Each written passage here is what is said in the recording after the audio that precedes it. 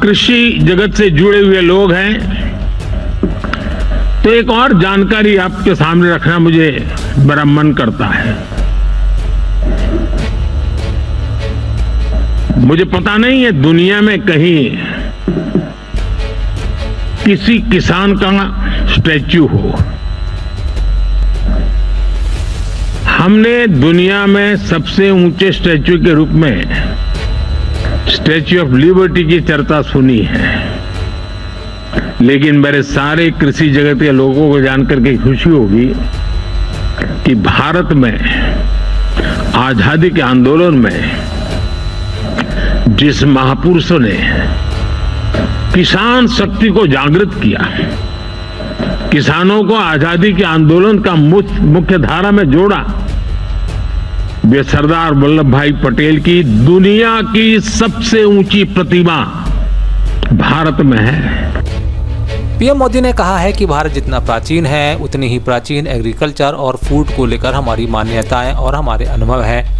प्रधानमंत्री नरेंद्र मोदी आज international conference of agriculture economist यानी ICAE के 32वें एडिशन का शुभारंभ कर रहे थे। यह कॉन्फ्रेंस नई दिल्ली के राष्ट्रीय कृषि विज्ञान केंद्र परिसर में आयोजित की जा रही है।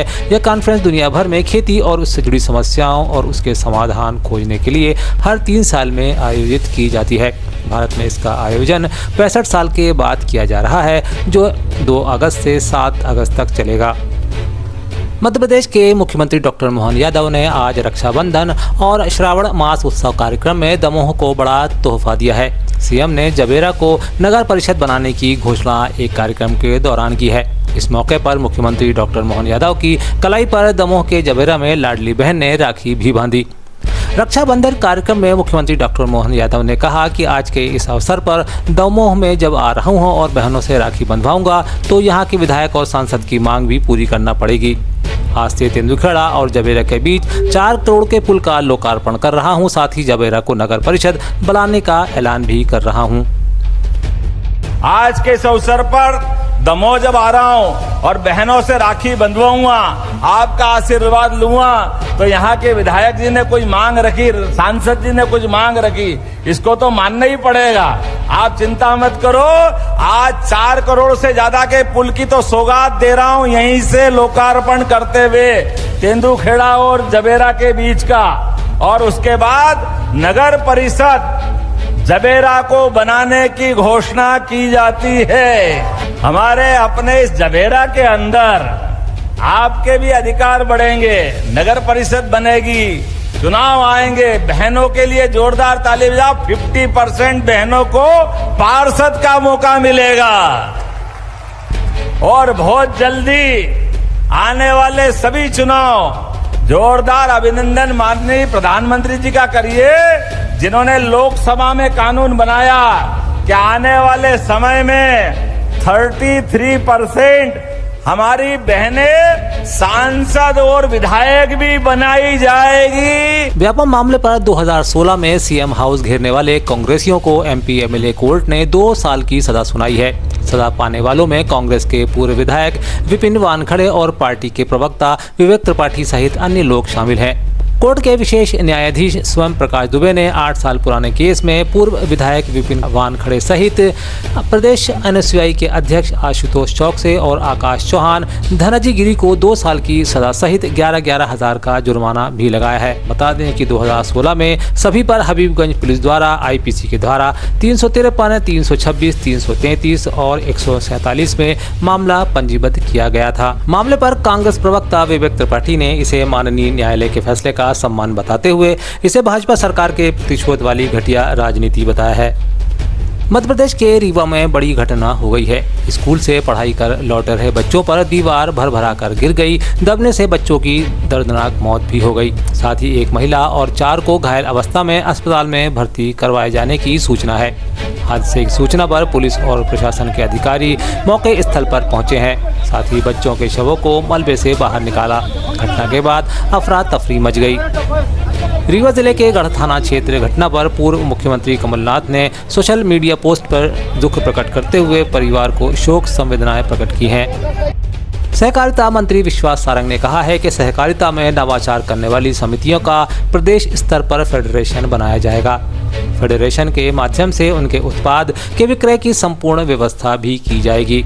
मंत्री श्री सारंग नवाचार के अंतर्गत जिला नोडल अधिकारियों का 3 दिवसीय प्रशिक्षण कार्यक्रम में संबोधन दे रहे थे। इस मौके पर उन्होंने सहकारिता के उत्पादों की प्रदर्शनी का शुभारंभ भी किया। देश के यशस्वी प्रधानमंत्री नरेंद्र मोदी जी, हमारे सहकारिता मंत्री अमित शाह जी और माननीय मुख्यमंत्री जी सहकारिता के माध्यम से समृद्धि का नारा लेकर चले। मेरे सहकारिता मंत्री बनने के बाद हमने हर क्षेत्र में सहकारी आंदोलन को मजबूत करते हुए सहकारिता से स्वावलंबन और सहकारिता से रोजगार, इस पर जोर दिया। हर एक क्षेत्र में वहां की जो खूबी है उन खूबी को रोजगार में तब्दील करके सहकारी आंदोलन, सहकारी संस्था के माध्यम से वहां के लोगों को रोजगार मिल सके, इसकी हमने पहल की। भारत ने बीते शुक्रवार को 52 साल बाद टोक्यो ओलंपिक की रजत पदक विजेता ऑस्ट्रेलिया पर ऐतिहासिक जीत दर्ज की है। अब भारतीय हॉकी टीम का 4 अगस्त को पेरिस ओलंपिक 2024 के क्वार्टर फाइनल में ग्रेट ब्रिटेन के खिलाफ मैच होगा। मीर रंजन नेगी कहते हैं कि भारत ने ओलंपिक में ऑस्ट्रेलिया को हराकर हमारे बीच में आशा की नई किरण जगा दी है। मुझे उम्मीद है कि भारतीय हॉकी टीम आगामी ओलंपिक में स्वर्ण पदक भी जीतेगी।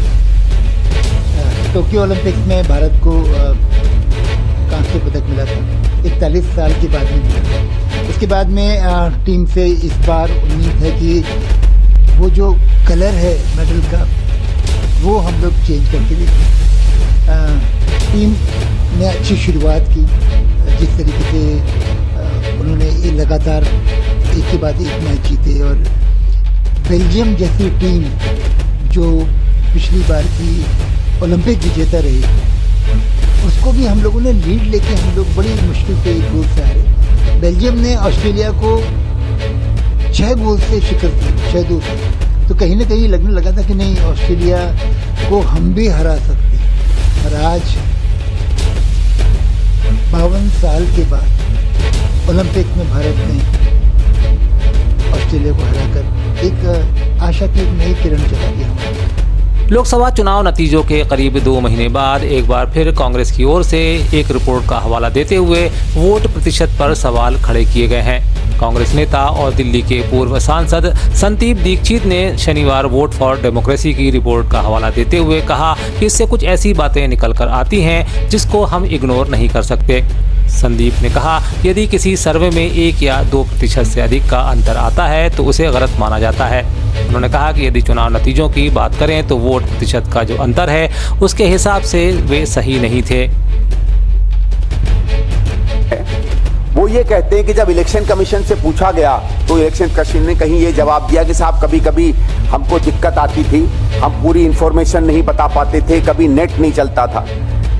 तो ये तो इस बात से बिल्कुल विरोध में आता है कि जब प्रधानमंत्री हमारे कहते हैं कि देश पूरा डिजिटल इंडिया हो गया है, हर चीज की खबर मेरे पास आती रहती है, कोई ऐसी जगह नहीं बची है जहां 5G 4G नहीं चल रहा है। तो जब हम इतनी टेक्नोलॉजी में आगे बढ़ गए हैं तो इतना बड़ा अंतर क्यों आता है? फिर एक और आंकड़ा इलेक्शन कमीशन ने दिया जो खुद वो आंकड़े का जवाब ही इलेक्शन कमीशन की इस पूरी प्रक्रिया पर सवाल खड़ा करता है। इलेक्शन कमीशन ने 2019 के बारे में बताया कि तब भी कुछ फेजेस में हम लोग देरी से डेटा दे पाए, ठीक है, लेकिन उस समय जो डेटा इन्होंने 7 बजे तक दिया था अलग अलग फेजेस का, और अंत में जो डेटा आया था उसमें 1 से भी कम का अंतर था, लेस देन 1% डिफरेंस था। चलिए 1% का डिफरेंस हो सकता है, 7 बजे के बाद पोल पड़ा हो, कहीं खबरें नहीं आई हो, कहीं इंटरनेट नहीं चल रहा हो, लेकिन जब 5 साल में टेक्नोलॉजी आगे बढ़ जाती है, देश विकास के रास्ते पे माना जाता है, चढ़ता चला जा रहा है, हम पहले गुरु थे या विश्व गुरु हो गए हैं, तब 1% से 6% हम लोग और नीचे गिर जाते हैं।